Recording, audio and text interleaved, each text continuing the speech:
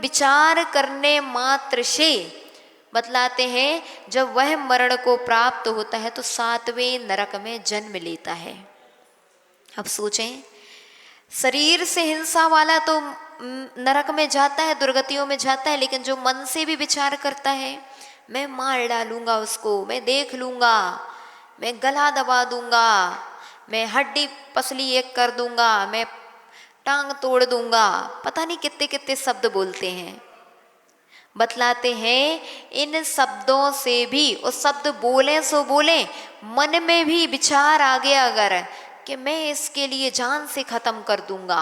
कई बार अच्छे धर्मात्मा जीवों के मन में भी कसाय बस ऐसे परिणाम आ जाते हैं, मैं जान से खत्म कर दूंगा उसको। और कई बार मुख से बोल भी देते हैं, मैं जान से खत्म कर दूंगा। गुस्से में घरों में महिलाएं बोलती हैं, ऊपर से पटक देंगे, हैं? गुस्से में बच्चों को बोल देती, ऊपर से पटक देंगे तो भाई चले जाओगे, ना होते तो अच्छा होता, मर जाओ सो अच्छा होगा। मतलब गुस्सा आएगी तो पता नहीं कैसे कैसे शब्द मुख से निकलते हैं। ध्यान रखना, ये शब्द भी आपके लिए हिंसा करा दिया, और हिंसा में आपको कर्म का आश्रय हो गया। किया नहीं, हाथ नहीं चलाए, बस मुंह चलाने पर जो कसाय भाव जागृत हुई है उसके द्वारा भी आपने मार पाए या नहीं मार पाए, लेकिन आपने कर्म का आश्रय कर लिया। कई बार ऐसा होता है, किसी की मृत्यु निकट है, अब उसके शरीर में वेदना है, बहुत ज़्यादा शरीर में कष्ट है, बीमारियां हैं, तो कोई कह देता है जल्दी चले जाएं सो अच्छा हो। नहीं बोल देते, सामान्य सा कथन है, अरे उठा ले तो अच्छा हो, बिल्कुल परेशान है बेचारा व्यक्ति, जल्दी ही चला जाए सो अच्छा है, कम से कम सहन तो ना करना पड़े। अरे वो सहन कर रहा है, उसका कर्म का उदय है, लेकिन आपने भी भाव हिंसा कर ली, उसको मरने के और मारने के भाव बना लिए, उससे भी कर्म का आश्रय होगा। इसलिए कभी ऐसा नहीं कहना चाहिए कि हमें जल्दी उठा लो, कि दूसरे को जल्दी उठा लो, यह भी हिंसा के भाव हैं और यह भी आपके लिए कर्म का आश्रय करा रहे हैं। इसलिए कभी मुख से अगर बोलते हो महिलाएं, पुरुष वर्ग बोल देते हो बच्चों से कि हम ऊपर से पटकेंगे, मुंह तोड़ देंगे, बोल देते कि नहीं बोल देते? कभी नहीं बोलना चाहिए शब्द। सामान्य में हम देख लेंगे, हम बताएंगे, चलो ज़्यादा ही गुस्सा आ रही तो सबसे अच्छी बात है हम बात करना छोड़ देंगे। कहा जाता है शस्त्र अस्त्र की अपेक्षा सबसे अच्छा तरीका है मौन।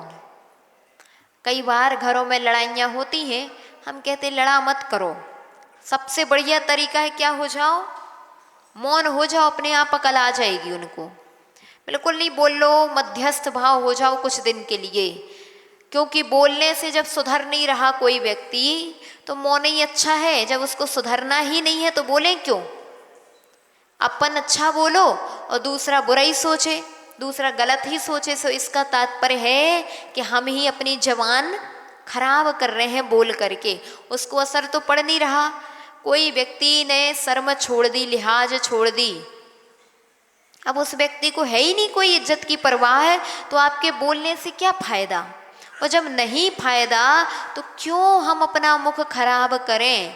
विपरीत वृत्तौ माध्यस्थ भावौ, लिख लो, बिल्कुल याद कर लो। लड़ने झगड़ने की अपेक्षा क्या हो जाओ, मौन हो जाओ। 2 हमने कही, 4 उसने कही, 4 उसने कही, 8 हमने कही, 8 हमने कही, 16 उसने कही, क्या होगा? हिंसा होगी। और यह हिंसा भी असाता वेदनी कर्म के आश्रय में निमित्त बनेगा। इसीलिए कभी ऐसे मुख से भी शब्द का प्रयोग नहीं करना चाहिए जो आपके लिए ही कर्म के आश्रय में निमित्त बन जाए।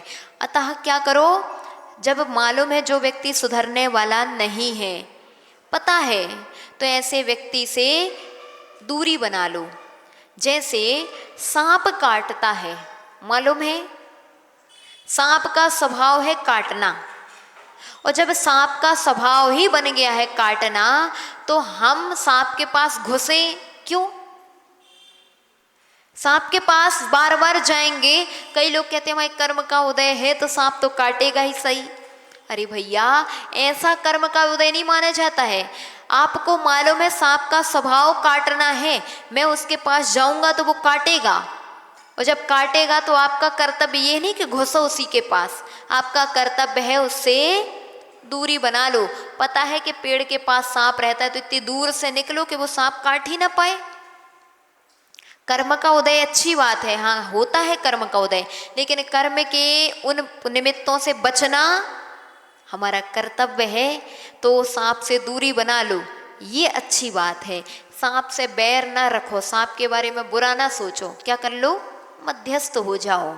तो हम भी बच गए, वो भी बच गया, वो भी कर्म से बच गया और हम भी कर्म से बच गए। इसीलिए ऐसे व्यक्तियों से जिनका स्वभाव कैसा हो, सांप जैसा हो, काटना स्वभाव हो, हम दूध पिलाएं वे जहर उगले। क्योंकि कहावत है नीम न मीठी हो खाए घी गुड़ से। नीम का स्वभाव कड़वा ही है, तुम कहो नीम स्वभाव अपना छोड़ दे, नहीं छोड़ेगी। नीम का स्वभाव कड़वा है, तुम गुड़ के साथ खाओ, घी में डुबा डुबा करके खाओ, लेकिन उसका टेस्ट कड़वा ही मुख में लगेगा। जब पता है तो आप तो घी गुड़ खा लो, नीम खाओ क्यों, है ना। तो ऐसे व्यक्तियों से दूरियां बना करके रखो। तो जब दूरी रहेगी तो अपने आप हमारी कसाय नहीं भड़केगी। जब कषाय नहीं भड़केगी तो मुख से ऐसे शब्दों का प्रयोग भी नहीं होगा, मारने के भाव भी नहीं होंगे और हमारी क्रिया भी ऐसी नहीं होगी। तो बता रहे हैं कि अहिंसा व्रत, इसका पालन करना प्रत्येक श्रावक का कर्तव्य है। सत्य व्रत, झूठ नहीं बोलना। कैसा झूठ नहीं बोलना, ऐसा झूठ नहीं बोलना कि दूसरों के प्राणों का हनन हो जाए। छोटी छोटी बात में भी कभी झूठ नहीं बोलना चाहिए। इतनी सी बात में बोला गया झूठ भी आपके लिए कर्म का आश्रय करा रहा है, और असाता वेदनी कर्म का आश्रय करा रहा है। कई बार किसी के लिए किसी ने झूठ बोल दिया, होता कि नहीं होता, किसी ने बोल दिया तुमने ऐसा किया, तुमने ऐसा किया। अब वो ऐसा उसने नहीं किया था, तो बताओ उसके मन में क्लेश उत्पन्न होगा कि नहीं होगा, होगा। और जब क्लेश उत्पन्न होगा, संक्लेशता उत्पन्न होगी, तो आप उसकी संक्लेशता में निमित्त बने कि नहीं बने। यहाँ स्वयं दुख मानना, स्वयं दुखी होना, ये असाता वेदनी कर्म के आश्रय में निमित्त तो बनता है, साथ में दूसरे के लिए क्लेश उत्पन्न कराना, दूसरे के लिए दुख में निमित्त बनना, यह भी हमारे लिए असाता वेदनी कर्म के आश्रय में निमित्त बनता है। कई बार ऐसे शब्दों का प्रयोग करते हैं, इतने गलत गलत शब्दों का प्रयोग करते हैं कि दूसरे का मन अपने आप आकुल व्याकुल हो जाए। और जब ऐसे शब्दों का प्रयोग किया सो आपके लिए भी कर्म का आश्रय हुआ, तुमने ऐसा किया, तुमने ऐसा किया, तुमने ऐसा किया, जबकि उसने ऐसा नहीं किया। तो उसके मन में आकुलता व्याकुलता हुई और वह आपके कर्म के आश्रय में निमित्त बन गया। और इसके लिए बोलते हैं आगामी समय में आपके लिए भी इस प्रकार के कर्म का उदय आएगा। जैसे उदाहरण के तौर पर सीता का उदाहरण आता है। सीता ने पूर्व पर्याय में मुनि महाराज के लिए दोष लगाया, इनने ऐसा किया, इनने ऐसा किया, जबकि उनने ऐसा नहीं किया था। महाराज को कष्ट हुआ, महाराज ने अन्न जल का त्याग कर दिया कि जब तक मेरा यह अवर्णवाद दूर नहीं होगा तब तक मैं अन्न जल ग्रहण नहीं करूँगा। नगर के देवताओं ने आकर के उनको समझाया, वेदवती को समझाया, उसके समझ में आ गई, लेकिन उस समय में जो कर्म का आश्रय कर लिया था, दूसरे की वेदना में निमित्त बने थे, जो किया नहीं उसका झूठा दोषारोपण कर दिया था, तो वही कर्म का उदय कब आया, सीता की पर्याय में। जबकि सीता की गलती थी क्या, कोई गलती नहीं थी, रावण ने उसको स्पर्श भी नहीं किया, लेकिन फिर भी कितना बड़ा अवर्णवाद लगाया गया सीता के ऊपर।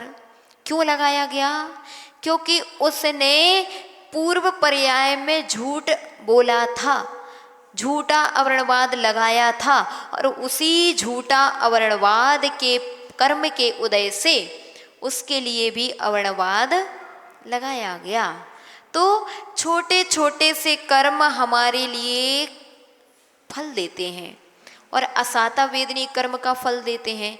उस समय कष्ट हुआ सीता के लिए कि नहीं हुआ? हुआ था। जब उसके ऊपर दोषारोपण लगाया तब बहुत कष्ट हुआ था कि मैंने तो कुछ नहीं किया लेकिन मेरे ऊपर दोष लगाया।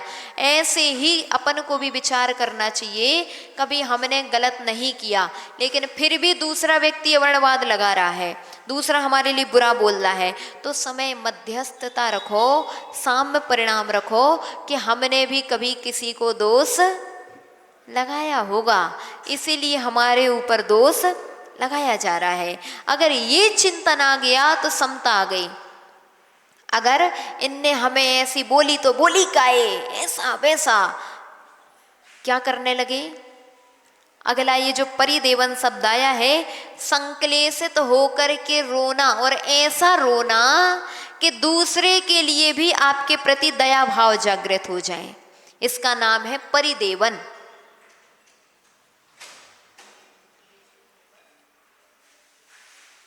जो अष्टमूल गुण के बारे में लिखा था वो आपने इसी में लिख लिया, अलग से लिख लेते, ये अलग विषय है।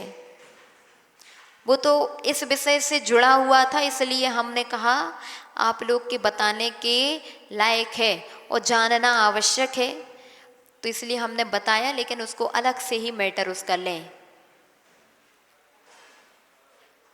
परिदेवन का तात्पर्य है इस प्रकार संक्लेशता के कारण इस प्रकार से रोना कि दूसरे के लिए भी करुणा आ जाए, इसका नाम है परिदेवन। कई बार ऐसे रोते हैं, ऐसे चीखते, ऐसे चिल्लाते कि उनको देख करके दूसरा भी रोने लग जाए। होता कि नहीं होता? जब नाटक मंडली वगैरह में देखो, वो नाटक ऐसा करेंगे कि ऐसा लगेगा कि वहीं पे बैठी जनता बिल्कुल आकुल व्याकुल परिणाम हो जाएगी, बिल्कुल रोने लग जाएगी। ऐसे वो हाव भाव करते हैं, तो उन हाव भाव से भी उनके लिए कर्म का आश्रय हो रहा है, और आप रो रहे हो सो आपके लिए भी कर्म का आश्रय हो रहा है। तो इस प्रकार से सत्य व्रत के बारे में यही जानना चाहिए, कभी भी झूठ ना बोलें। छोटा सा झूठ भी हमारे लिए कर्म के आश्रय में निमित्त बनता है। इतनी सी बात हमने बोल दी, और आजकल क्या होता है घर गृहस्थी में, बात में संजय भैया, संजय नाम ना, संजय भैया दुकान में कितने झूठ बोले जाते, हर बात में झूठ बोले जाते हैं, लेकिन वह छोटे छोटे से झूठ भी आपके लिए कर्म का आश्रय करा रहे हैं। अरे आपका पुण्य होगा तो आपके पुण्य से अपने आप ग्राहक सामान लेकर के जाएगा, लेकिन आपको झूठ बोलने की आवश्यकता नहीं थी, लेकिन आपने झूठ बोले। कितने झूठ बोले, अरे ऐसा नहीं होता, मार्जिन नहीं पड़ता, ये नहीं होता, वो नहीं होता। इतनी सी बात को लेकर के 10 बातें अपने आप बोल रहे, वो पूछ ही नहीं रहा, जबकि आप तो रखो इतने रुपए की है, इतने की आई है, इतने की है, इतने में हमें मार्जिन नहीं पड़ेगा। अब मार्जिन नहीं पड़ेगा, अब क्यों झूठ बोलना है? नहीं हमें तो 200 ही की पड़ी है, तो मैं तो हम 220 की दे रहे, तुम अपने होशो। होता कि नहीं होता? ऐसी ऐसी बातें करते जैसे सब अपने ही बैठे हों, पूरे गांव के शहर के सब अपने ही हों, और अपने हैं सो हम तुम्हीं के लिए ऐसा कर रहे हैं, बाकी तो किसी को नहीं करते। होता कि नहीं होता? छोटी सी बात में छल सा भी कर रहे हैं और झूठ भी बोल रहे हैं, वह भी हमारे लिए कर्म का आश्रय कराएगा।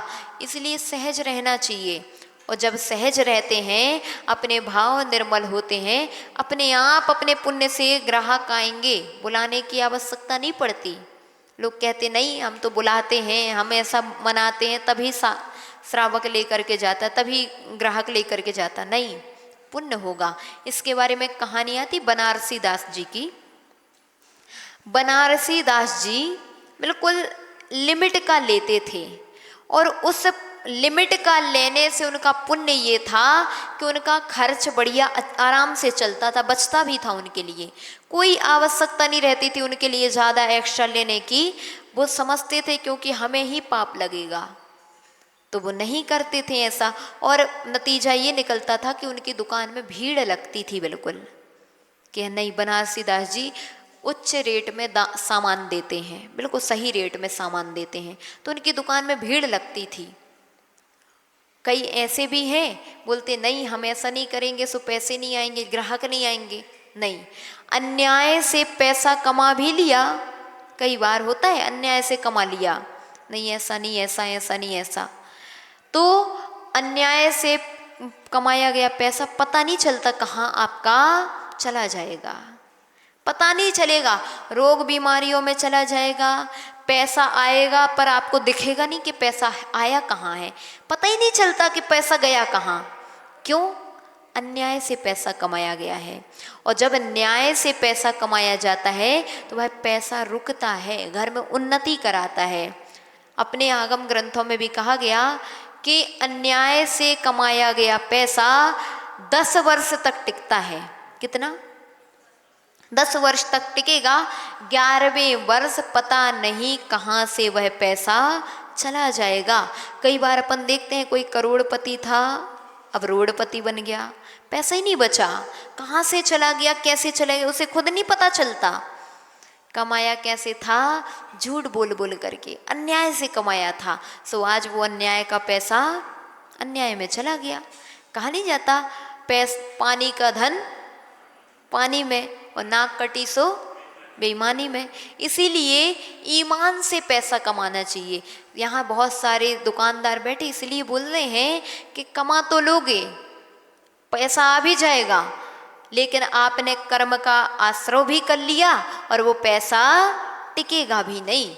इसलिए ऐसा पैसा क्यों कमाएं जो हमारे लिए घर में टिके ही ना, बचे ही ना, हमारे लिए सुख ही ना दे। बल्कि जो पैसा न्याय से कमाया गया थोड़ा भी होगा, लेकिन वह आपके घर में शांति, समृद्धि और सुख प्रदान करेगा। इसीलिए बिल्कुल समझदारी रखना चाहिए। झूठ से कभी पैसा नहीं कमाएंगे, अन्याय से कभी पैसा नहीं कमाएंगे। अगला है अचौर्य व्रत। अचौर्य व्रत का लक्षण है चोरी नहीं करना, किसी की गिरी हुई, भूली हुई, पड़ी हुई वस्तुओं को नहीं उठाना, अचौर्य व्रत है। अब इसके बारे में, जैसे रास्ते में पैसे डले थे, क्या डले थे? रास्ते में पैसे डले थे और आपने उठा लिए तो भी आपको पाप लगेगा, चोरी का पाप लगेगा। क्यों? क्योंकि हो सकता था जिसके पैसे गिरे हैं और वो उठाने आए और उसको ना मिले, तो पाप किसको लगेगा? आपको लगेगा। कई बार क्या करते हैं, चोरी का पैसा आया, मतलब गिरे हुए पैसे लेकर के आए और मंदिर की गोलक में डाल दिए। बोले हमने तो दान कर दिया, हमने थोड़ी रखा है, लेकिन आपको फिर भी पाप लगेगा। क्यों? वह भी चोरी का पैसा है। गिरा हुआ सामान उठा लेना क्या है? चोरी है। इसीलिए कभी पड़ी हुई वस्तु को भी उठा करके दान नहीं करना। जो अगर रास्ते में पड़ी हुई हो तो भी उसको उठा करके मंदिर में मत डालना। इसके अलावा चोरी की वस्तु खरीदना, कई बार अधिक मूल्य की सामग्री कम मूल्य में क्यों मिलती है? वो चोरी की है। और जो चोरी की वस्तु है उसको खरीदना भी चोरी है। समंत भद्राचार्य कह रहे रत्नकरंडक श्रावकाचार्य में, वो चोरी की वस्तु को खरीदना भी चोरी है और वह वस्तु भी आपके घर में टिकेगी नहीं आपको सुख देगी। इसीलिए चोरी की वस्तुओं को भी नहीं खरीदना चाहिए। विरुद्ध राज्यातिक्रम, राजा की आज्ञा के बिना कार्य करना, ये भी चोरी है। जैसे आपके यहाँ पे शासन ने वो किया बिजली नहीं चुराना, लेकिन बिजली चुराते हैं। आजकल तो सिस्टम ख़त्म हो गया, पहले के समय में घर घर चोरी की बिजली यूज होती थी, आज नहीं है। आज होती क्या है? आज भी करते हैं, सागर में है, सागर में भी होती है। तो होता है ऐसा, तो ऐसे में भी पाप लगेगा। चोरी की वस्तु खरीदना, चोरी की वस्तु बेचना। कई बार ट्रेन में चढ़ गए, टिकट नहीं ली, बोले कौन चेक करता है, यहीं तक तो जाना था, ये पास में कौन टीटी देख रहा है। फिर भी आपको चोरी का दोष लगेगा। क्या होगा? चोरी का दोष लगेगा आपको। इसीलिए इस प्रकार की भी छोटी छोटी चोरियां भी नहीं करना चाहिए। बड़ी चोरी तो करो ही मत। बड़ी चोरी क्या है? मंदिर के निर्माल्य का हरण कर लेना। मंदिर का पैसा था, क्या था? मंदिर का पैसा था, मंदिर की दान पेटी में से आया, किसी ने दान किया, अब उस पैसे को अपने यूज में ले लिया, अपने उपयोग में ले लिया, अपनी दुकान बनवा ली, अपना घर भर लिया, अथवा ब्याज में पैसा दे दिया। कहीं ऐसे भी आजकल हो रहा, बोले पैसा आया सो उस पैसे को ब्याज में दे दिया। अब वो पैसा नहीं ले रहे, लेकिन क्या ले रहे हैं? ब्याज ले रहे हैं। और कौन ले रहा है? वे ही ले रहे हैं। तो ब्याज को ले रहे हैं, तो भी वह ब्याज अगर ले रहे हैं तो वह ब्याज भी कहाँ का है? मंदिर का है। आपका नहीं है कि आपने पैसे दिए हैं सो ब्याज ब्याज रखते जाओ, मूल मूल मंदिर का है। नहीं, ऐसा भी नहीं करना चाहिए। मूल भी मंदिर का है, ब्याज भी मंदिर का है। मान लो कभी अगर, पहली बात तो किसी श्रावक के ऐसे दिन ना आए कि मंदिर से पैसा लेना पड़े। तो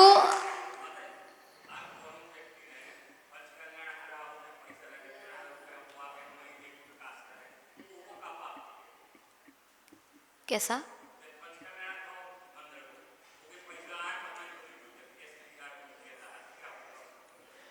वही तो बता रहे सो, वही बता रहे हैं। अपने यहाँ कहा, अगर किंचित भी, एक कहानी आती है इसके बारे में, चोरी के विषय में, समय आपका हो गया है। चोरी के बारे में एक कहानी आती है कि एक राजा था। राजा के महल के ऊपर धान्य सूख रहा था। धान्य सूख रहा था, चावल आदि सूख रहे थे। उसी समय कोई कबूतर या कौवा, कोई चिड़िया उठा करके लाई मंदिर का द्रव्य और उसमें मिला दिया। गलती नहीं थी राजा की, लेकिन फिर भी राजा के यहाँ घटनाएं होने लगी, पैसे की कमी आने लगी। फिर जहाँ राजा था पैसा घटने लगा। राजा ने एक बार अवधि ज्ञानी मुनि महाराज से पूछा कि आजकल हमें हानियां क्यों हो रही हैं पैसों में? जहाँ पैसा बढ़ रहा था आज पैसा घटता घटता चला जा रहा है, इज्जत सम्मान घटता चला जा रहा है। तो महाराज ने कहा, तुमने जान करके तो निर्माल्य नहीं खाया, लेकिन अनजानतावश निर्माल्य खा लिया है। बोले कैसे? बोले चिड़िया आई थी तुम्हारे यहाँ और मंदिर का द्रव्य लेकर के आई थी, वो तुम्हारे द्रव्य में मिला दिया था और वो तुमने गलती से भक्षण कर लिया। उसके कारण तुम्हारे घर में पैसों की कमी आती चली जा रही है। अब सोचो, जब अनजानता से किया गया यह कर्म फल दे सकता है, तो जान जान करके किया गया कर्म कैसा फल नहीं देगा? देगा, और बहुत मात्रा में फल देगा। इसीलिए मंदिर का पैसा गिनते भी थे लोग, गिनते भी थे तो हाथ धो लेते थे, हाथ धो लेते थे कि हाथ में छप ना गया हो, वो निर्माल्य घर ना पहुंच जाए, वो छपा हुआ मैल भी। तो इतने सुधी श्रावक रहते थे, हाथ धो करके जाते थे मंदिर में। और फिर आजकल क्या हो रहा है? आजकल तो मंदिर का पैसा दान का बोल भी दिया, और फिर हमने कौन बोला था? हमने थोड़ी बोला था हम नहीं देंगे दान, नहीं देते हैं। कल अपन इसके बारे में पुनः चर्चा करेंगे। जय बोलिए आदिनाथ भगवान की। अनुभव वंदना मुद्रा में बैठ जाएंगे। ओम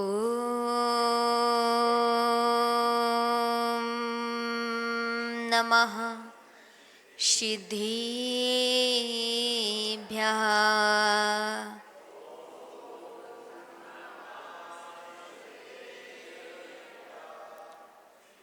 मुक्ता मुक्तैकिरूपो यः कर्मभिसंविदादिनाम् अक्षयं परमात्मानं ज्ञानमूर्तिनमामि तं नमो अरिहन्ताणं नमो सिद्धाणं नमो आयरियाणं नमो उवज्जायाणं नमो लोये सव्यसाहुणम्। जय बोलिए अनंतानंत सिद्ध परमेशी भगवान की। 24 तीर्थंकर भगवान की। परम पूज्य आचार्य कुंद कुंद देव की। परम पूज्य निमित्त ज्ञानी आचार्य विमल सागर जी मामने राज्य की। परम पूज्य भारत गौरव गणाचार्य गुरुदेवाचार्य शिवराग सागर जी मामने राज्य की। परम पूज्य चर्यासुरणी पट्टाचार्य श्री विशुद्ध सागर जी महामुनि राज्य की। अहिंसामय विश्व धर्म की।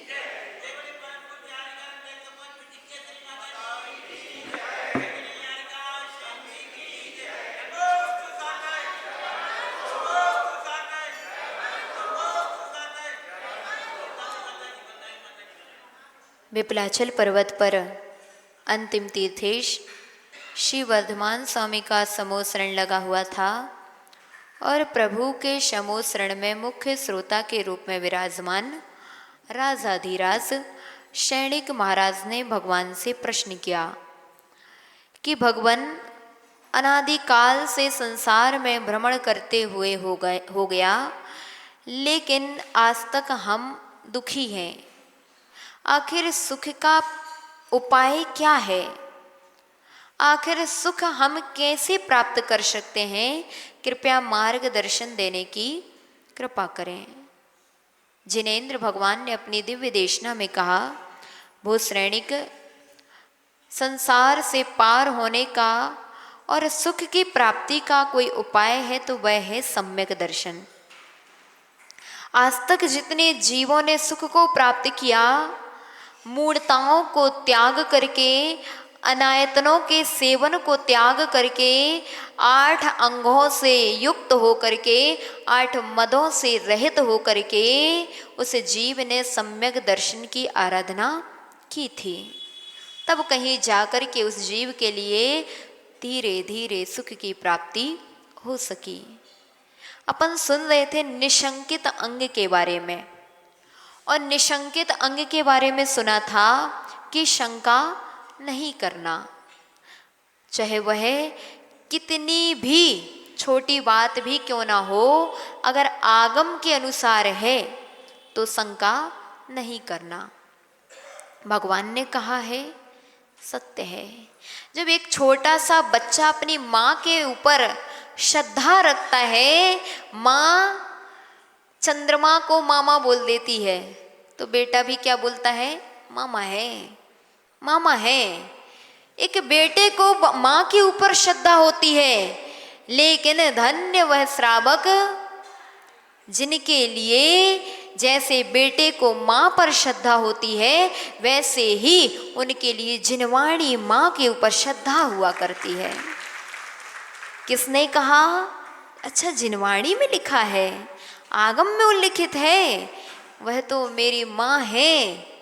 इसलिए जिनवाणी को माँ शब्द का प्रयोग किया गया, और वह शब्द का यूं ही प्रयोग नहीं किया गया, कारण है।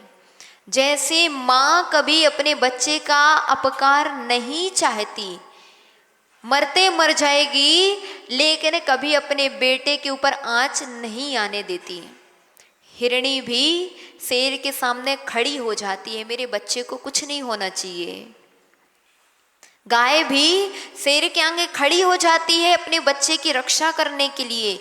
ऐसे ही हमारी ये जिनवाणी माँ है, वह भी हमारी क्षण क्षण पल पल रक्षा करती है। बतलाते लौकिक माँ तो इस भाव में ही रक्षा करती है, लेकिन जिनवाणी माँ इस भाव में भी रक्षा करती है और भाव भाव में भी रक्षा करती है।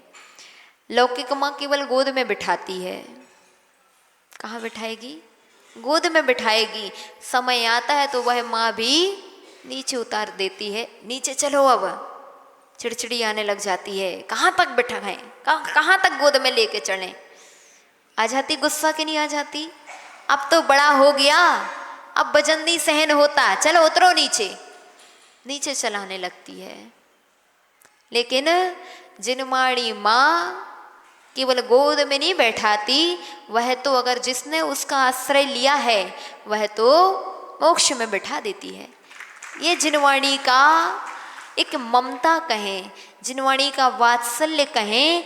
जिनवाणी जो पढ़ता है सुनता है उसके लिए क्षण क्षण आनंद आता है, नहीं आता क्या? आता है।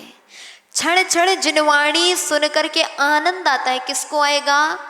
सम्यक दृष्टि जीव को आएगा। और जैसे बच्चे को माँ की गोद में आनंद आता है, कितना खुश होता है, एकदम खिलखिला उठता है, ऐसे ही सम्यक दृष्टि को भी जिनवाणी जब सुनता है, जिनवाणी के चरण सानिध्य में बैठता है, उसको भी बड़ा आनंद आता है, गदगद हो जाता है। अरे वाह, आज बहुत खुशी हो गई। अबे भैया नहीं लगता है, मजा आ जाता, अरे वाह मजा आ गया। जब प्रवचन सुन करके जाते हैं तो कहते हैं पुरुष वर्ग, भैया लोग बोल देते आज तो मजा आ गया। ये काय का मजा आ रहा है? सम्यक दर्शन का आनंद आ रहा है।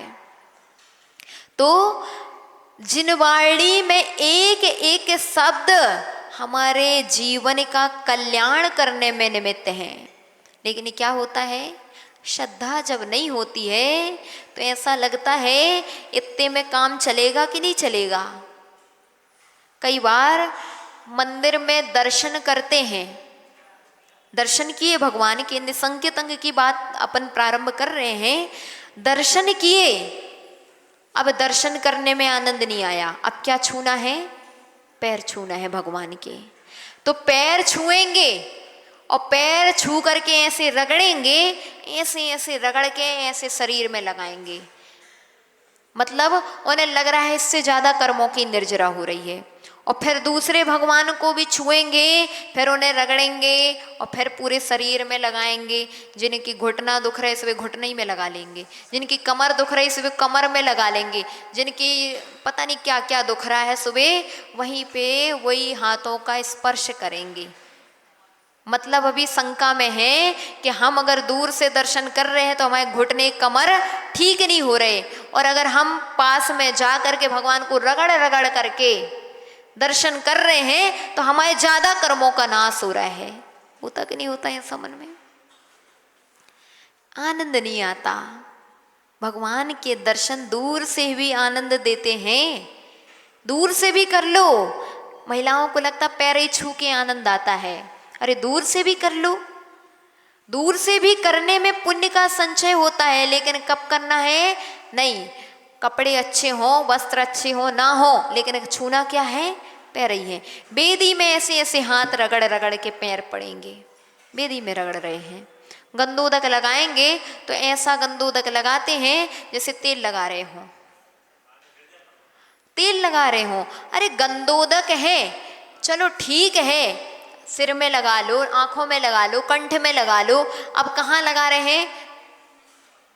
पेट में लगा रहे हैं, सीने में लगा रहे हैं, हाथ पांव में लगा रहे हैं। तो ऐसा लग रहा है उन लोगों के लिए कि इसी से हमारे कर्म झड़ रहे हैं। अगर हम हाथ पांव में अच्छे से लगाएंगे तेल की तरह तो ही कर्मों का नाश। अरे आपने मस्तक में भी लगा लिया तो भी आपके शरीर में वही ऊर्जा दे रहा है, वह गंदोदक। इसलिए ये निशंकित अंग वाला जीव बिल्कुल निशंकित होता है कि भगवान आपको तो हम घर बैठ करके भी स्मरण करेंगे तो भी पुण्य का संचय होता है। फिर आपके चरण सानिध्य में अगर हम दर्शन कर रहे हैं तो क्या पुण्य का संचय नहीं हो रहा? अवश्य हो रहा है। कर्मों की निर्जरा अवश्य हो रही है। फिर क्या आवश्यकता है भगवान को रगड़ने की, भगवान को घिस घिस करके दर्शन करने की? विवेक लगाना चाहिए हर क्रिया में। दर्शन कर रहे हैं आप, चरण स्पर्श करो लेकिन रगड़ो मत। एक प्रतिमा के चरण स्पर्श करने के उपरांत दूसरी प्रतिमा के चरण स्पर्श नहीं करना चाहिए। विवेक है ये।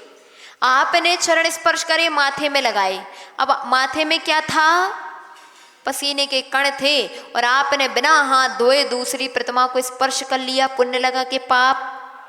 पाप लगा। इसलिए आपको चाहिए, अगर हम तीनों वेदी की प्रतिमाओं को स्पर्श करें तो क्या करना चाहिए? एक लोटा में जल लिए रहो और धोते जाओ, करते जाओ। हाथ धो, एक प्रतिमा को स्पर्श किया तो हाथ धोना चाहिए। और हम कहते हैं भैया, दुनिया की सारी प्रतिमाओं को स्पर्श करने की अपेक्षा एक प्रतिमा को भी आपने स्पर्श करके भगवान को श्रद्धा पूर्वक नमस्कार कर लिया, पहाड़ टूट गए कर्मों के। इसीलिए श्रद्धा होना चाहिए, ये निसंकेत अंग होना चाहिए। अभी हम लोग जैनेन्द्र सिद्धांत कोश का स्वाध्याय कर रहे थे, उसमें अब याद नहीं आ रहा, किसी पूर्वाचार्य प्रणीत ग्रंथ का ही उद्धरण था। एक प्रतिमा, एक मंदिर, एक वेदी के दर्शन करने से भी आपके लिए तीर्थंकर प्रकृति जैसा बंद हो सकता है। फिर क्यों हम कहेंगे करना चाहिए? फिर भी अधिकस्य अधिकम, जितना हो सके उतना करना चाहिए। आपका बस चले तो सागर के जितने मंदिर हैं सबके दर्शन करो रोज। अनुभव वंदना मुद्रा में बैठ जाएंगे। ओम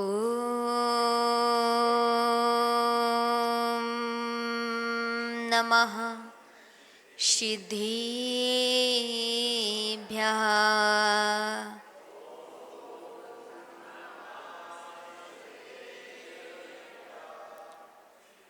मुक्ता मुक्तैकिरूपो यः कर्मभिः संविदादिनाम् अक्षयं परमात्मानं ज्ञानमूर्तिनमामि तं। नमो अरिहन्ताणं, नमो सिद्धाणं, नमो आयर्याणं, नमो उवज्जायाणं, नमो लोये सव्यसाहूणम्। जय बोलिए अनंतानंत सिद्ध परमेशी भगवान की। 24 तीर्थंकर भगवान की। परम पूज्य आचार्य कुंद कुंद देव की। परम पूज्य निमित्त ज्ञानी आचार्य विमल सागर जी मामने राज्य की। परम पूज्य भारत गौरव गणाचार्य गुरुदेवाचार्य शिवराग सागर जी मामने राज्य की। परम पूज्य चर्यासुरणी पट्टाचार्य श्री विशुद्ध सागर जी महामुनि राज्य की। अहिंसामय विश्व धर्म की।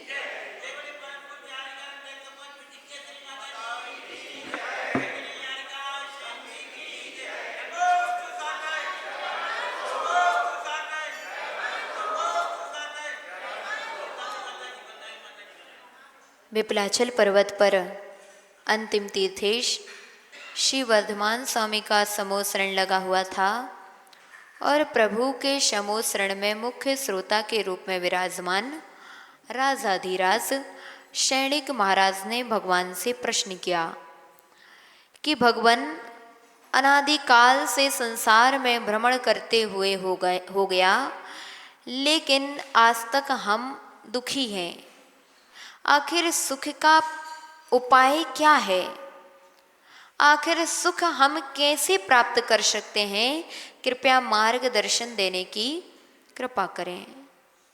जिनेन्द्र भगवान ने अपनी दिव्य देशना में कहा, भूश्रेणिक, संसार से पार होने का और सुख की प्राप्ति का कोई उपाय है तो वह है सम्यक दर्शन। आज तक जितने जीवों ने सुख को प्राप्त किया, मूढ़ताओं को त्याग करके, अनायतनों के सेवन को त्याग करके, 8 अंगों से युक्त हो करके, 8 मदों से रहित हो करके उस जीव ने सम्यक दर्शन की आराधना की थी। तब कहीं जाकर के उस जीव के लिए धीरे धीरे सुख की प्राप्ति हो सकी। अपन सुन रहे थे निशंकित अंग के बारे में, और निशंकित अंग के बारे में सुना था कि शंका नहीं करना, चाहे वह कितनी भी छोटी बात भी क्यों ना हो, अगर आगम के अनुसार है तो शंका नहीं करना। भगवान ने कहा है, सत्य है। जब एक छोटा सा बच्चा अपनी माँ के ऊपर श्रद्धा रखता है, माँ चंद्रमा को मामा बोल देती है, तो बेटा भी क्या बोलता है, मामा है, मामा है। एक बेटे को माँ के ऊपर श्रद्धा होती है, लेकिन धन्य वह श्रावक जिनके लिए जैसे बेटे को माँ पर श्रद्धा होती है, वैसे ही उनके लिए जिनवाणी माँ के ऊपर श्रद्धा हुआ करती है। किसने कहा? अच्छा, जिनवाणी में लिखा है, आगम में उल्लिखित है, वह तो मेरी माँ है। इसलिए जिनवाणी को माँ शब्द का प्रयोग किया गया, और वह शब्द का यूं ही प्रयोग नहीं किया गया, कारण है। जैसे माँ कभी अपने बच्चे का अपकार नहीं चाहती, मरते मर जाएगी, लेकिन कभी अपने बेटे के ऊपर आंच नहीं आने देती। हिरणी भी शेर के सामने खड़ी हो जाती है, मेरे बच्चे को कुछ नहीं होना चाहिए। गाय भी शेर के आगे खड़ी हो जाती है अपने बच्चे की रक्षा करने के लिए। ऐसे ही हमारी ये जिनवाणी माँ है, वह भी हमारी क्षण क्षण पल पल रक्षा करती है। बतलाते लौकिक माँ तो इस भाव में ही रक्षा करती है, लेकिन जिनवाणी माँ इस भाव में भी रक्षा करती है और भाव भाव में भी रक्षा करती है। लौकिक माँ केवल गोद में बिठाती है, कहाँ बिठाएगी? गोद में बिठाएगी। समय आता है तो वह माँ भी नीचे उतार देती है, नीचे चलो, अब चिड़चिड़ी आने लग जाती है, कहाँ तक बिठाएं, कहाँ तक गोद में लेके चढ़े। आ जाती गुस्सा कि नहीं आ जाती? अब तो बड़ा हो गया, अब वजन नहीं सहन होता, चलो उतरो नीचे, नीचे चलाने लगती है। लेकिन जिनवाणी माँ केवल गोद में नहीं बैठाती, वह तो अगर जिसने उसका आश्रय लिया है, वह तो मोक्ष में बैठा देती है। ये जिनवाणी का एक ममता कहें, जिनवाणी का वात्सल्य कहें। जिनवाणी जो पढ़ता है, सुनता है, उसके लिए क्षण क्षण आनंद आता है, नहीं आता क्या? आता है। क्षण क्षण जिनवाणी सुन करके आनंद आता है। किसको आएगा? सम्यक दृष्टि जीव को आएगा।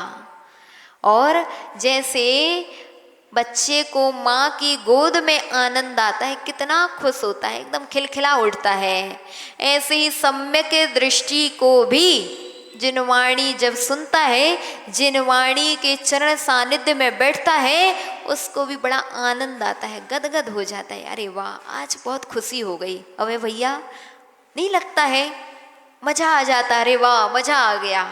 जब प्रवचन सुन करके जाते हैं तो कहते हैं पुरुष वर्ग, भैया लोग बोल देते, आज तो मजा आ गया। ये काय का मजा आ रहा है? सम्यक दर्शन का आनंद आ रहा है। तो जिनवाणी में एक एक शब्द हमारे जीवन का कल्याण करने में निमित्त है। लेकिन क्या होता है, श्रद्धा जब नहीं होती है तो ऐसा लगता है इतने में काम चलेगा कि नहीं चलेगा। कई बार मंदिर में दर्शन करते हैं, दर्शन किए भगवान के, निसंकित अंग की बात अपन प्रारंभ कर रहे हैं। दर्शन किए, अब दर्शन करने में आनंद नहीं आया, अब क्या छूना है? पैर छूना है भगवान के। तो पैर छुएंगे और पैर छू करके ऐसे रगड़ेंगे, ऐसे ऐसे रगड़ के ऐसे शरीर में लगाएंगे। मतलब उन्हें लग रहा है इससे ज्यादा कर्मों की निर्जरा हो रही है। और फिर दूसरे भगवान को भी छुएंगे, फिर उन्हें रगड़ेंगे और फिर पूरे शरीर में लगाएंगे। जिनकी घुटना दुख रहे सुबह घुटने में लगा लेंगे, जिनकी कमर दुख रही सुबह कमर में लगा लेंगे, जिनकी पता नहीं क्या क्या दुख रहा है सुबह वहीं पे वही हाथों का स्पर्श करेंगे। मतलब अभी शंका में है कि हम अगर दूर से दर्शन कर रहे हैं तो हमारे घुटने कमर ठीक नहीं हो रहे, और अगर हम पास में जा करके भगवान को रगड़ रगड़ करके दर्शन कर रहे हैं तो हमारे ज्यादा कर्मों का नाश हो रहा है। होता कि नहीं होता है ऐसा मन में? आनंद नहीं आता। भगवान के दर्शन दूर से भी आनंद देते हैं, दूर से भी कर लो। महिलाओं को लगता पैर ही छू के आनंद आता है, अरे दूर से भी कर लो। दूर से भी करने में पुण्य का संचय होता है, लेकिन कब करना है? नहीं, कपड़े अच्छे हो, वस्त्र अच्छे हो ना हो, लेकिन छूना क्या है? पैर ही है। बेदी में ऐसे ऐसे हाथ रगड़ रगड़ के पैर पड़ेंगे, बेदी में रगड़ रहे हैं। गंदोदक लगाएंगे तो ऐसा गंदोदक लगाते हैं जैसे तेल लगा रहे हो, तेल लगा रहे हो। अरे गंदोदक है, चलो ठीक है, सिर में लगा लो, आंखों में लगा लो, कंठ में लगा लो। अब कहाँ लगा रहे हैं? पेट में लगा रहे हैं, सीने में लगा रहे हैं, हाथ पांव में लगा रहे हैं। तो ऐसा लग रहा है उन लोगों के लिए कि इसी से हमारे कर्म झड़ रहे हैं। अगर हम हाथ पांव में अच्छे से लगाएंगे तेल की तरह तो ही कर्मों का नाश। अरे आपने मस्तक में भी लगा लिया तो भी आपके शरीर में वही ऊर्जा दे रहा है, वह गंदोदक। इसलिए ये निशंकित अंग वाला जीव बिल्कुल निशंकित होता है कि भगवान आपको तो हम घर बैठ करके भी स्मरण करेंगे तो भी पुण्य का संचय होता है। फिर आपके चरण सानिध्य में अगर हम दर्शन कर रहे हैं तो क्या पुण्य का संचय नहीं हो रहा? अवश्य हो रहा है। कर्मों की निर्जरा अवश्य हो रही है। फिर क्या आवश्यकता है भगवान को रगड़ने की, भगवान को घिस घिस करके दर्शन करने की? विवेक लगाना चाहिए हर क्रिया में। दर्शन कर रहे हैं, आप चरण स्पर्श करो लेकिन रगड़ो मत। एक प्रतिमा के चरण स्पर्श करने के उपरांत दूसरी प्रतिमा के चरण स्पर्श नहीं करना चाहिए। विवेक है ये। आपने चरण स्पर्श करे, माथे में लगाए, अब माथे में क्या था? पसीने के कण थे, और आपने बिना हाथ धोए दूसरी प्रतिमा को स्पर्श कर लिया, पुण्य लगा कि पाप? पाप लगा। इसलिए आपको चाहिए अगर हम तीनों वेदी की प्रतिमाओं को स्पर्श करें तो क्या करना चाहिए? एक लोटा में जल लिए रहो और धोते जाओ, करते जाओ। हाथ धो, एक प्रतिमा को स्पर्श किया तो हाथ धोना चाहिए। और हम कहते हैं भैया दुनिया की सारी प्रतिमाओं को स्पर्श करने की अपेक्षा एक प्रतिमा को भी आपने स्पर्श करके भगवान को श्रद्धा पूर्वक नमस्कार कर लिया, पहाड़ टूट गए कर्मों के। इसीलिए श्रद्धा होना चाहिए, ये निसंकित अंग होना चाहिए। अभी हम लोग जैनेन्द्र सिद्धांत कोश का स्वाध्याय कर रहे थे, उसमें अब याद नहीं आ रहा, किसी पूर्वाचार्य प्रणीत ग्रंथ का ही उद्धरण था। एक प्रतिमा, एक मंदिर, एक वेदी के दर्शन करने से भी आपके लिए तीर्थंकर प्रकृति जैसा बंद हो सकता है। फिर क्यों हम कहेंगे करना चाहिए? फिर भी अधिकस्य अधिकम, जितना हो सके उतना करना चाहिए। आपका बस चले तो सागर के जितने मंदिर हैं सबके दर्शन करो रोज, लेकिन कैसे करो? विवेक पूर्वक। विवेक लगाना चाहिए। विवेक लगाओ तो ही आपको दर्शन करने का पुण्य मिल रहा है। वरना चौके में गए थे, एक और ग्रास दे ले अंदो, अबे तो ये कई दो है, दाल दही है, अबे तो सब्जी ही तो दही है, अबे तो ग्रास देने। होता कि नहीं होता? कई बार कहो चौकों में लड़ाइयाँ खड़ी हो गई, युद्ध खड़े हो गए। मैं कहता हमें देन नहीं दो। अरे भैया देन तुम्हें दो, क्या दाल ग्रास नहीं थी?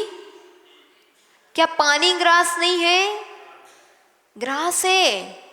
वो तो शास्त्रों में कह दिया गया कि ग्रास। अब उधर क्या लिखते हैं आचार्य महाराज के? पानी के दूध का लिखते, सो ने एक शब्द का प्रयोग कर दिया ग्रास, कि भैया जो भी एक ग्रास साधु की अंजलि में रखता है उसके लिए भी पुण्य का संचय होता है, वह भी भोग भूमि और स्वर्ग को प्राप्त करता है। अब इतना लिख दिया। अब उनने नहीं लिखा दूध, सो जो कह रहे कि दूध दिया है, अभी ग्रास नहीं दिया। आचार्य महाराज ने वहां लिखा है ग्रास। सो क्या देना है? ग्रास ही देना है। दाल दे लेंगे, फिर थोड़ी सी चटनी भी दे, फल भी लाओ, हम छुड़ा छुड़ा के एक दे रहा है तो कहो उससे छुड़ा लें। ऐसी छीना झपटी होती, हम तो बैठे बैठे हार करते करते मुस्कुराते हैं। हमें हंसी आती देख देख के कि जी कहाँ चल रहा है इधर पे।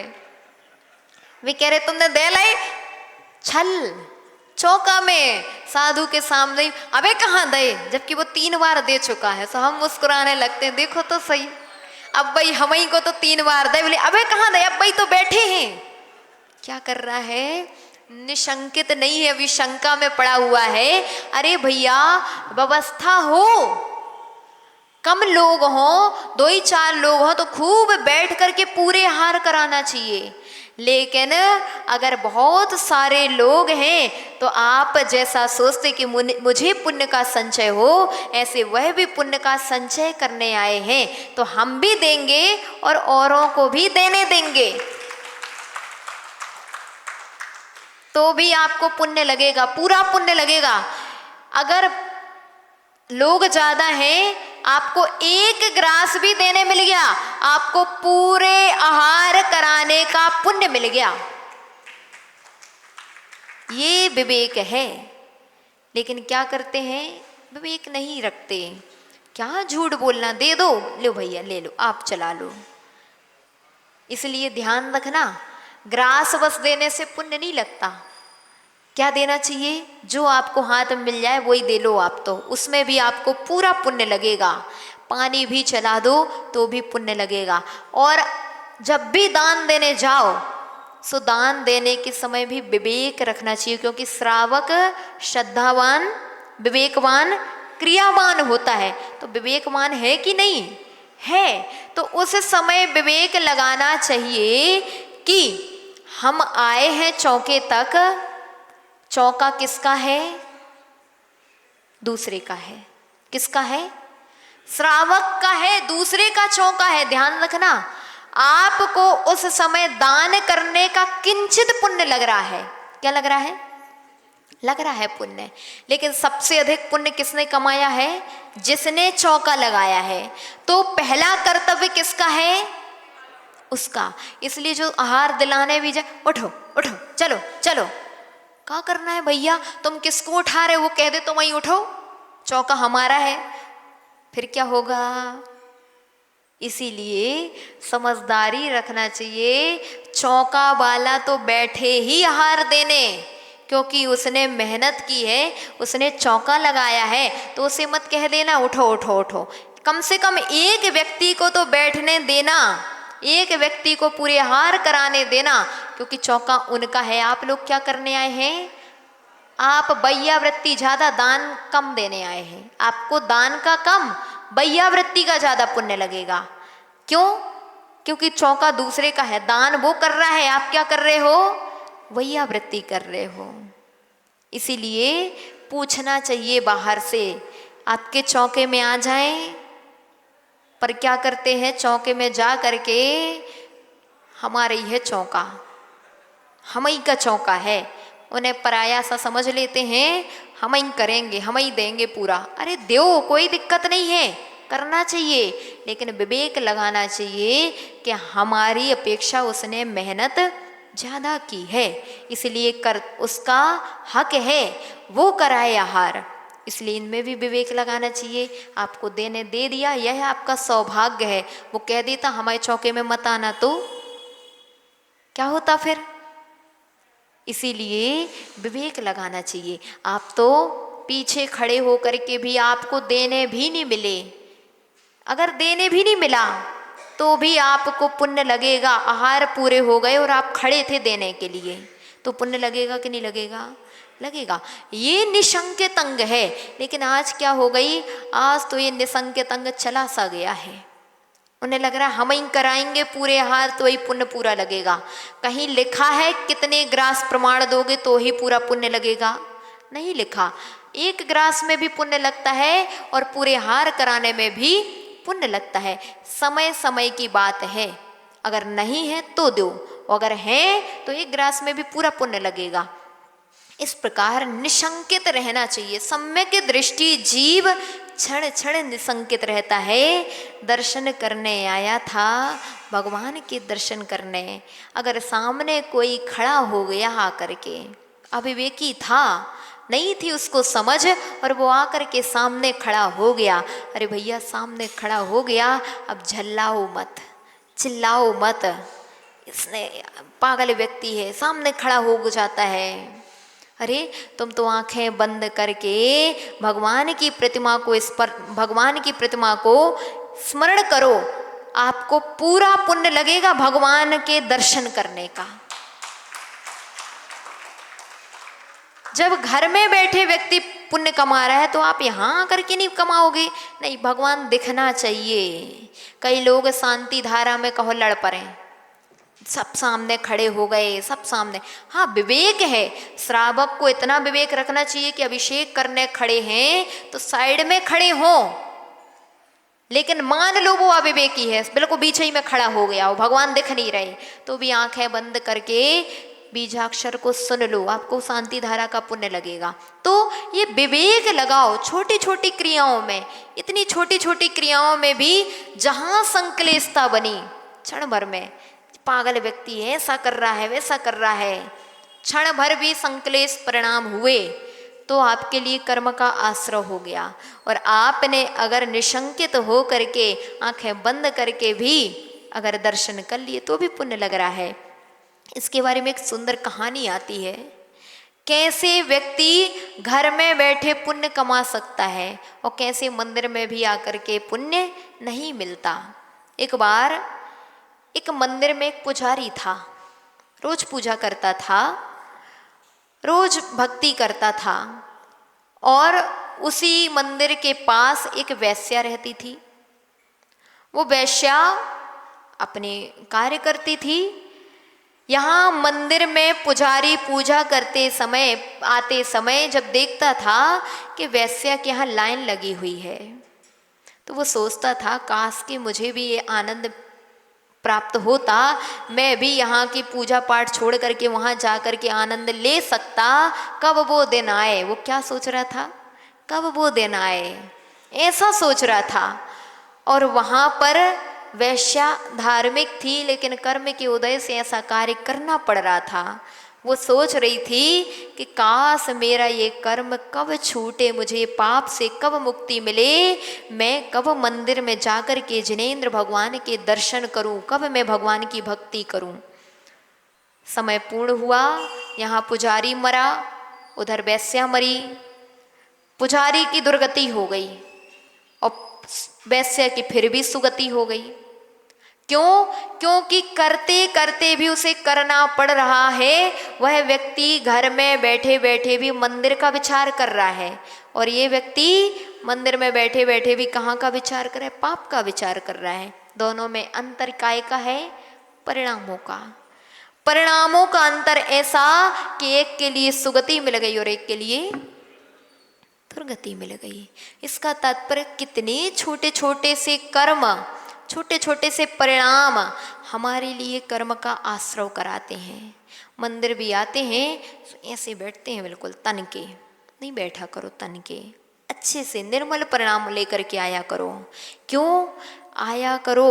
क्यों? इसीलिए कि भगवान के दर्शन करने आए हैं, हम युद्ध लड़ने थोड़ी आए हैं कि दूसरों को बातें सुनाने आए हैं।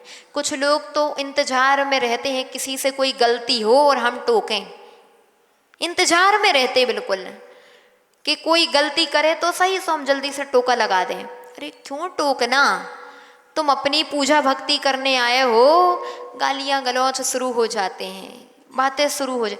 धर्म के कार्य में भी गालियां शुरू हो रही हैं। क्या कर रहे हैं? धर्म कार्य कर रहे हैं, मंदिर आ रहे हैं और मंदिर में भी गालियां हैं, मंदिर के कार्यों में भी गालियां दे रहे हैं। बोले तुमने ऐसा क्यों नहीं किया, हम ऐसा करते हैं।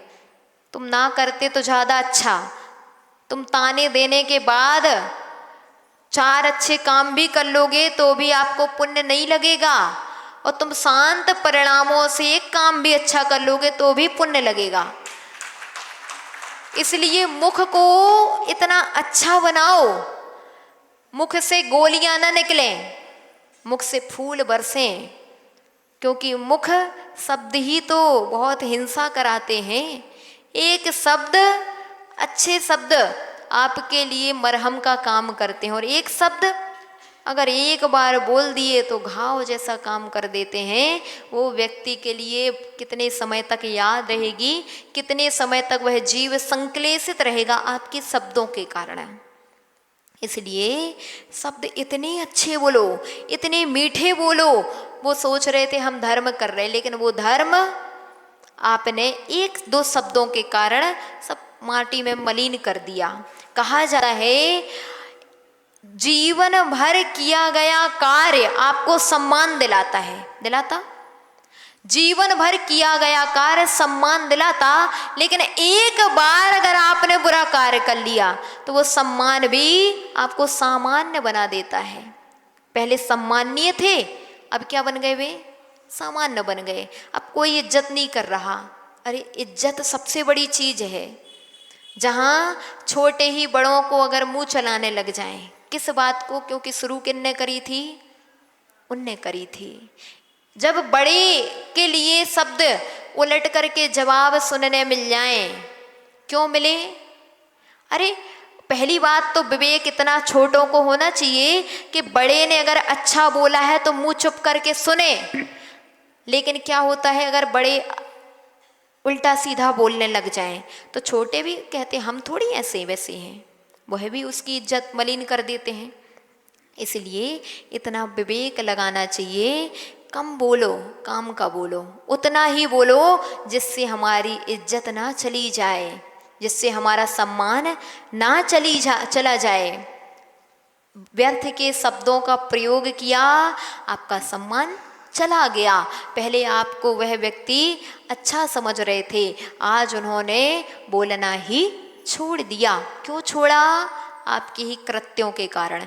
इसलिए निशंकित अंग कह रहा है भैया हर बात में विवेक लगाओ, हर बात में विचार करो, फिर उसके बाद भी क्रियाएं करो। ये तो लौकिकता की बातें हुई। परमार्थ में भी निशंकित अंग के बारे में अपन चर्चा करें।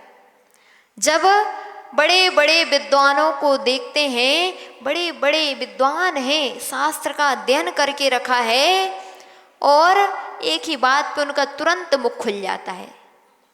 जैसे शास्त्रों में कहा कि आदिनाथ का मोक्ष हुआ। क्या हुआ? आदिनाथ का मोक्ष हुआ। आदिनाथ का मोक्ष हुआ और आदि पुराण में लिखा कि आदिनाथ भगवान का शरीर यहीं पड़ा रह गया। भगवान की परमोदारिक शरीर से छोड़ करके वह आत्मा सिद्धशिला में आतिष्ठित हो गई, शरीर यहाँ पड़ा रहा। अब दूसरा उल्लेख मिलता है भगवान आदिनाथ का मोक्ष हुआ। आचार्य जिनसेन स्वामी द्वितीय हरिवंश पुराण में लिखते उनका शरीर पूरा कपूर की भांति उड़ गया। तीसरे आचार्य कहते हैं भगवान आदिनाथ का मोक्ष हुआ और आदिनाथ के मोक्ष होने के बाद नख और केश शेष रह गए, जिनका संस्कार देवों ने किया, और बाकी का शरीर कपूर की भांति उड़ गया। चौथा उदाहरण मिला सावय धम्म दोहा में। आचार्य योगींदु देव लिखते हैं कि शरीर उनका उड़ गया, नख के शेष रह गए, और उसका संस्कार देवों ने आकर के कृत्रिम रचना की, शरीर में यथावत स्थान में नख और केश लगाए और उसके उपरांत उस शरीर का संस्कार किया। अब आप किसको मानेंगे? बताओ, किसको मानेंगे आप? पंडित जी, चारों एक बात नहीं कह रहे, चार आचार्य अलग अलग बात कह रहे हैं। मोक्ष हुआ, सबकी एक सी आस्था है, लेकिन मोक्ष होने के बाद शरीर का चार प्रकार से, चार आचार्यों की चार प्रकार की मान्यता है। जयसेन आचार्य प्रवचन सार में कह रहे नख और केश शेष रह गए, बाकी शरीर कपूर की भांति उड़ गया। पंचकल्याणक में यही तो देखते हैं, यही तो कराते हैं पंडित जी। अब बताओ कौन सा सही है? चार में कौन सा सही है? सच बताना, चार सही हैं कि अभी तक तो हम जो ही देखते आए हैं पंचकल्याणक में नख और केश शेष रह गए, तो जो ही सही है? कौन सही है? जो भी होता रहे। लेकिन आपसे अगर कोई पूछ ले कि आखिर में सत्य क्या है, तो आप क्या बोलेंगे आशीष भाई, बताओ।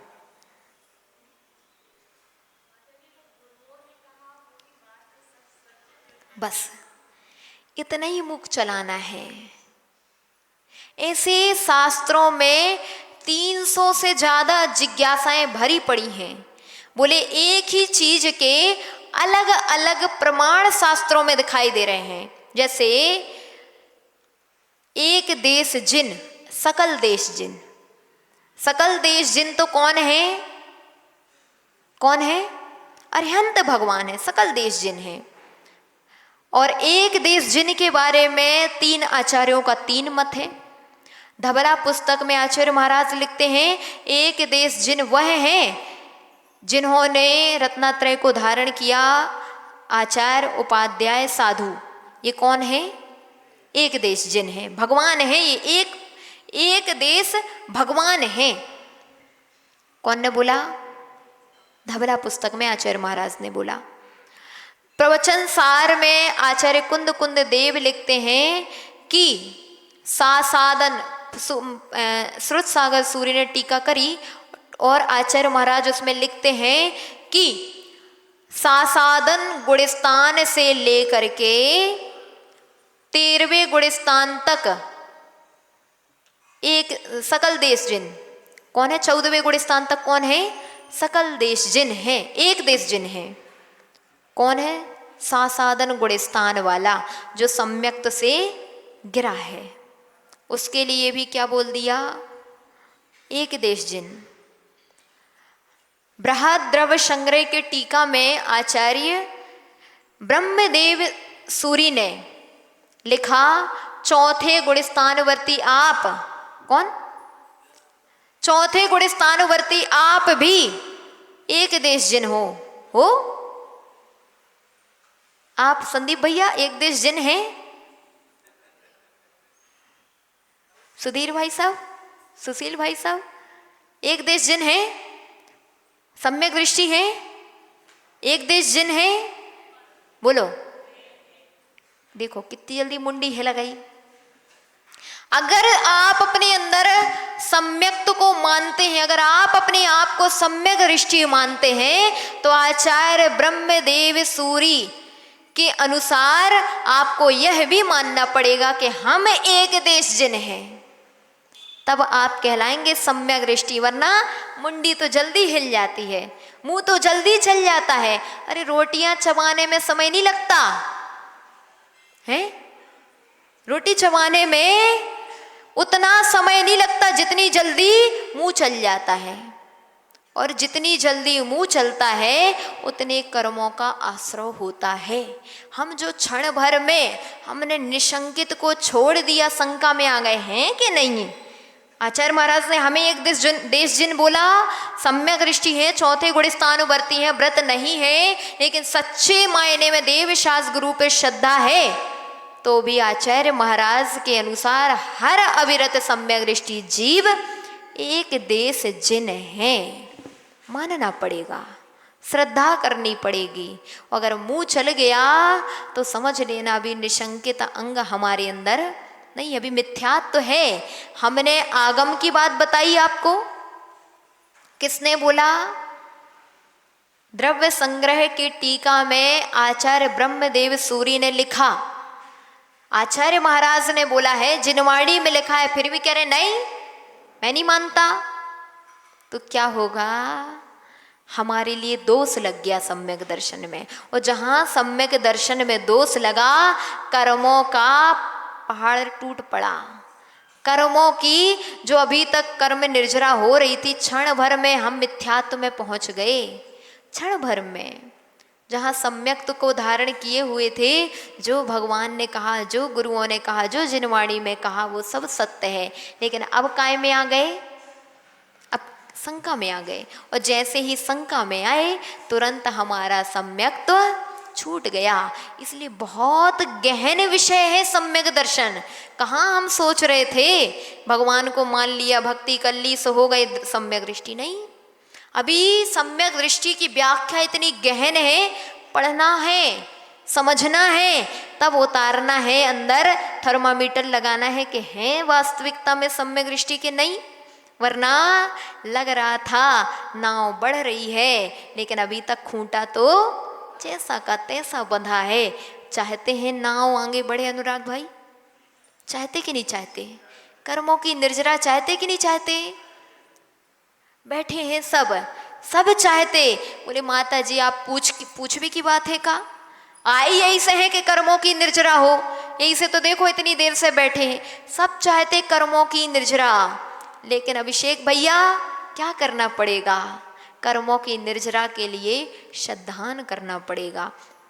क्षण क्षण एकदम निर्मल रहो, बिल्कुल विकल्प से रहित रहो। जो कहा है इदमेव दृश्मेव तत्त्वम नानान्य चान्य था इत्ते कंपाए सांभोवत सन्मार्गे संशया रुचि। आचार्य समंत भद्र मुनि महाराज ने रत्न करंडक श्रावकाचार्य में कहा, सम्यक दृष्टि कुछ नहीं कर रहा, कुछ नहीं कर रहा। आप घर में रहते हुए भी घर के समस्त पापों को कर रहे हो। कर रहे कि नहीं कर रहे? दुकान चला रहे, झूठ बोल रहे हो, बोलना पड़ रहा है, घर में भोग विषयों में लिप्त हो, सब करना पड़ रहा है। लेकिन फिर भी अगर इतनी श्रद्धा है कि भगवान ने कहा है सो हाउ, बिल्कुल बिल्कुल सही कह रहे हैं, तो भी आचार्य सिद्धांत चक्रवर्ती नेमी चंद्र स्वामी जीव कांड में सम्यक दृष्टि की परिभाषा लिख रहे। कौन सम्यक दृष्टि? हम लोग की नहीं लिख रहे। कौन की? आप लोगों की लिख रहे जो व्रतों से रहित हैं। आचार्य महाराज ने क्या लिखा पंडित जी? णो इंदिये सुविरदो णो जीवे थावरे तसे वापी जो सदहदी जुणुत्तम सम्मा दिट्ठी अविरदोसो। अविरत सम्यक दृष्टि की पहचान आचार्य महाराज ने बताई। और आचार्य महाराज ने यहाँ ये नहीं लिखा कि जो भगवान की रोज नाच नाच गा गा के पूजा करे वो सम्यक दृष्टि है। ये नहीं लिखा कि गुरुओं के जो पीछे पीछे घूमता रहे वो सम्यक दृष्टि है। आचार्य महाराज ने सबसे अच्छी परिभाषा लिखी और आचार्य महाराज कह रहे जो जीव ना तो स्थावर हिंसा का त्यागी है ना त्रस हिंसा का त्यागी है, केवल जो सद्दहदी जड़ोत्तम, जो भगवान पर श्रद्धा रख रहा है। क्या कर रहा है? श्रद्धा रख रहा है। भगवान ने जो कहा सत्य है, जिनवाणी में जो लिखा है वह सत्य है, बस इतना श्रद्धा रख रहा है, वह जीव अविरत सम्यक दृष्टि है। तो इसीलिए भैया हम पुरुषार्थ कर रहे हैं, तो मैं मोक्ष ना जा पाओ अभी कोई बात नहीं, अभी खोला ही नहीं है मार्ग। दीक्षा ले पाओ कोई बात नहीं, नहीं ले वो अभी पिछी का मंडल नहीं है भाव सो, कम से कम घर में रह कर के एक अच्छे श्रावक तो बन जाओ, घर में रह कर के अविरत सम्यक दृष्टि तो बन जाओ। वरना काल का प्रभाव, कल भी सुना रहे थे हम, आज पुनः बता रहे, काल का ऐसा प्रभाव है कि सब कुछ कर रहे हैं, सब धर्म कर रहे हैं, लेकिन फिर भी कर्म का उदय चल रहा है। बार बार दुख आ रहे हैं जीवन में। क्यों? क्योंकि सही रास्ते में चल नहीं रहे। दवाई जहाँ लगा रहे हैं जहाँ लगा नहीं है, दवाई वहाँ लगानी थी जहाँ लगी है। आप कहाँ लगाने गए? आप कहाँ लगाने गए? जहाँ लगी है। दोस्त तुम दूसरों को दे रहे, इनने किया, अरे दवाई उन्हें मत लगाओ, दवाई अपने कर्मों को लगाओ। उनने नहीं किया, हमने किया, हमने करा है। हमने पूर्व भाव में, इस भाव में जो छोटे छोटे निमित्तों से कषाय भाव जागृत किए हैं, भगवान को देख करके भी, गुरुओं को देख करके भी कसाय भड़क रही है। उसके निमित्त से हमारे लिए कर्म का जो आश्रय हो रहा है वह हमारे धर्म को, हमारे धर्म कार्य को और हमारे पुण्य को पानी फेर रहा है। क्या हो गया? जैसे झाड़ू लगाई और कचरा फैला दिया, सार निकला क्या झाड़ू लगाने में? नहीं निकला। जब झाड़ू लगी, मृदुला भाभी झाड़ू लगाती कि नहीं लगाती घर में? हैं? झाड़ू लगाते हैं। क्यों लगाते हैं? घर साफ दिखे, और लगाना ही चाहिए। घर को गंदा नहीं रखना चाहिए। घर गंदा होगा तो रिश्तेदार आके नहीं बैठते, फिर आपके घर में पुण्य वर्गणाएं आकर के कैसे बैठेंगी। इसीलिए घर को साफ सुथरा रखना चाहिए, स्वच्छ रखना चाहिए। कल्याण कार्यक्रम हमारे यहाँ का ग्रंथ है, उसमें आचार्य उग्रादित्य महाराज कहते हैं जिस घर में गंदगी फैली रहती है, जिस घर में स्वच्छता नहीं रहती है, उस घर में व्यंतरों का वास हो जाता है। उस घर में क्रूर ग्रह अपना घर वहां बना लेते हैं। इसीलिए घर में साफ सुथरा तो रखो, जितना साफ घर रखते हो उतना साफ सुथरा अपना मन भी रखा करो। मन में कषाय ना आए, क्षण क्षण भाव बनाओ। जैसे ही कसाय की गंदगी फैलने लग जाए उस समय चिंतन किया करो, काहे का ये कसाय हमारे लिए निरंतर ही दुख देने में निमित्त हैं, ये दुख को आवाहन कर रही है। आओ दुख, कर्म तो खड़े हुए हैं।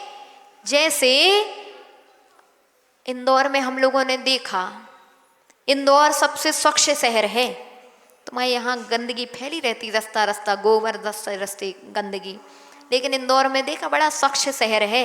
भारत का सबसे स्वच्छ शहर का नाम आता है इंदौर का। तो देखा वहाँ पे तुमने पैकेट फेंका, वे तो इंतजार ही करते तुम पैकेट फेंको, और तुम अगर नहीं उठाओ 5 मिनट तक, वे तुम्हारे लिए तुरंत चालान भर देंगे, रखो 500 रुपये। पैकेट फेंकने के, तुम्हारी शादी हो रही, बारात निकल रही, पीछे 2 कर्मचारी लगाओ, कचड़ा फहराएंगे, झाड़ू लगाने वाला पीछे चलेगा। ये वहां की व्यवस्था है, कोई इतना सा भी कचड़ा नहीं फैला सकता उधर पे। ऐसे ही वहां हम लोगों ने देखा तुरंत चालान भरा जाता है एक क्षण में। तुम्हारी गाड़ी नो पार्किंग में खड़ी है, वहां एक ठो पता नहीं क्या लेकर के आते थे, टायर में फंसा दिया। अब तुम्हारी गाड़ी तुम चाहो भी सो खड़ी रहे, अब तुम ढूंढो उसको। कई बार क्या करते हैं, इंतजार कहाँ तक करें वो पार्किंग वाले, तो वो लाते थे वो ऐसे, सो वो लॉक लगा दिया। अब वो जिसकी गाड़ी है सो वो ढूंढता था कि कहाँ गए वो चालान काटने। अब वो जाएगा वहाँ तक, अपने हाथ से चालान कटवा के लेके आएगा और पैसे जमा करके आएगा, ले भैया 500 रुपये, हमने गलती करी। वहां खड़े हैं इंतजारी में, तुम गलती करो।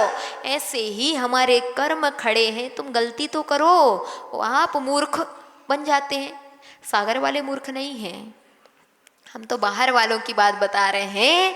वे मूर्ख बन जाते हैं, वे कहते हाँ ठीक है, तुम कह रहे हो हम चालान काटेंगे, सो लो काटो और काटो, जितना काटना उतना काटो। लेकिन ध्यान रखना किसका बुरा हो रहा है, जो पागल व्यक्ति का है हम खड़ी करेंगे यही नो पार्किंग में गाड़ी, काटो जितने काटना चालान, वो 500 देता जाएगा। एक दिन ऐसा आएगा कि जेब खाली हो जाएगा।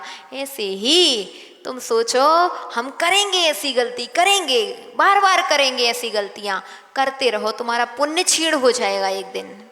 इसलिए कहते हैं भैया समझदारी रखो, अपने पुण्य को ऐसा संभाल करके रखो जैसा घर में तिजोरी संभाल करके रखते हो। वो तिजोरी तो इसी भाव तक की है, इसी भाव में सुख देने वाली है, लेकिन पुण्य रूपी तिजोरी इस भाव में भी और पर भाव में भी सुख देने वाली है। इसीलिए पुण्य को संभालो, कहीं हमारे लिए इतना सा भी बुरे परिणाम ना आ जाए, इतनी सी भी बुरी गलती ना हो जाए जिससे हमारा पुण्य क्षीण होता चला जाए। कभी देखते थे पुण्य चमक रहा है, करोड़पति थे, अरबपति थे, दुनिया उनके पीछे पीछे लगती थी। आज उन्हीं को देखते हैं उनका पुण्य बचा नहीं, पुण्य क्षीण हो गया, कोई उनको पूछता नहीं है। क्यों नहीं पूछ रहा है? तुमने कभी जिनवाणी की बात मानी नहीं थी, इसीलिए आज तुम्हारे दिन ऐसे आ गए। इसलिए एक एक क्षण संभाल के रहना चाहिए सम्यक दृष्टि को। जैसे पैसे संभालते हो, एक एक रुपए बचाते हो, ऐसे पुण्य भी बचाया करो, कहीं हमारा खर्च ना हो जाए, कहीं हमारे बुरे परिणाम जैसे हुए। 2 प्रकार के भाव कहे गए सिद्धांत ग्रंथों में, एक विशुद्धि स्थान, एक संकलेश स्थान। जैसे ही विशुद्धि बनी, जैसे ही विशुद्ध परिणाम हुए, वैसे ही अरविंद चाचा तुरंत पुण्य की बारिश होना प्रारंभ हो गई। और जैसे ही संकलेश परिणाम बने, जितना पुण्य की बारिश में आपने बटोरा था वह पुण्य सब चला गया। जब खुद का ही जा रहा है तो क्यों क्षण भर भी संकलेश परिणाम करें? नहीं करना। न देव शास्त्र गुरुओं के प्रति करना, न साधर्मी के प्रति करना। अब मिलजुल करके काम करना, हम मिल करके करेंगे वह काम अच्छा बनेगा। वरना टूट टूट करके काम करें तो टूट टूट करके तो काम बनता ही नहीं है। एक एक तंतु मिलते हैं तो हाथी को भी बांध लेता है। बंधता कि नहीं बंधता? रस्सी से हाथी बंध जाता है। वो रस्सी बनी कैसे? एक एक तंतु मिले हैं, उसमें एक एक धागे मिले हैं, सो हाथी को बांध सकता है। तो आपकी एकता, आपकी एक साथ मिलकर के काम करना, क्या चार चांद नहीं लगा सकते? लगा सकते हैं। लगे कि तिलकगंज में एकता है, नहीं तो तुम लड़ोगे, तुम झगड़ोगे, गाली गलौज तुम करोगे और कटरा वाले हंसी करेंगे। तिलकगंज की समाज ऐसी। हम तो तिलकगंज की नहीं कह रहे, हम तो कोनो और समाज की कह रहे। हम तो उदाहरण दे रहे हैं कि तुम लड़ोगे, तुम झगड़ोगे, दूसरे आनंद लेंगे, दूसरे हंसी करेंगे कि देखो ते लड़ाइयाँ मची। वो इंतजार करते हैं लोग। तो क्या करते हैं लोग? इंतजार करते, कछु तो सुनने मिले, चौमासा कैसा हो रहा है? बोले 1 नंबर हो रहा है। अब 1 नंबर हो रहा है तो जब कोई कार अच्छा होता है तो खटाई भी आती मिठाई के साथ। मिठाई में चींटियां इंतजार करती हैं कब हम जाएं और लग जाएं। चींटियां आएंगी तो मिठाई खराब कर देंगी। आप चाहते हैं चींटियां लगें? नहीं चाहते। तो चींटियां ना लगें इसका पुरुषार्थ किसको करना पड़ेगा? वे भाई मिठाई को संभालो, चींटियों को भगाने का पुरुषार्थ तो अपने आप हो जाएगा। चींटियां अपने आप भग जाएंगी। तुम तो किसको संभालो? मिठाई को। और तुमने चींटियों को भगाने का पुरुषार्थ करते रहे। कहा गया था किससे रक्षा करना? बिल्ली से रक्षा करना। किससे रक्षा करना? बिल्ली से रक्षा करना। दूध रखा था, बिल्ली ना पी जाए। और कौन बैठे थे? कौन बैठे थे? कौन बैठे थे? इतने में से तो कोई नहीं बैठे थे शायद। कोई बैठे थे क्या? संजय भैया आप ही तो नहीं थे पीछे? हैं? थे, जय थे। तो जय थे। इनसे कहा गया था कि किससे रक्षा करना? बिल्ली से। और कौन आकर के मुंह जुठार गया उसमें दूध में? कौआ। कौन आ गया? तुम रक्षा कर रहे थे बिल्ली से। बोले बिल्ली से रक्षा करने की कही थी, कौआ से थोड़ी कही थी। सबने कौआ को नहीं भगाया। सो ऐसा मत करना। अरे तुम तो दूध को ऐसे स्थान में रखना कि बिल्ली भी ना आए और कौआ भी ना आए। हैं? तो हम कहते भैया किसी से मत उलझो, तुम अपने कार्य में चलते जाओ, अपने परिणाम संभाल करके रखो। दुनिया तो इंतजार कर रही है कब हमें तमाशा देखने मिले। हैं? तो वो तमाशा दुनिया ना देख पाए। पुरुषार्थ ऐसा करना, तभी आपके लिए चाहे वो कोई भी कार्य हो, कोई भी कार्य हो। घर में शादी हो तो शादी के लिए भी तमाशा दुनिया ना देखे, ऐसी शादी में व्यवस्था बनाना। आपने चातुर्मास कराया है तो चातुर्मास में भी ऐसे कार्य करना कि कोई दूरिया कह ना पाए कि इन्होंने अच्छा किया लेकिन एक गलती कर दी। ऐसा पुरुषार्थ मत कर लेना। अच्छा प्रयास करना, सम्यक पुरुषार्थ करना, तभी आपके लिए सफलता और समृद्धि प्राप्त होगी। ऐसी मंगल भावना के साथ जय बोले आदिनाथ भगवान की।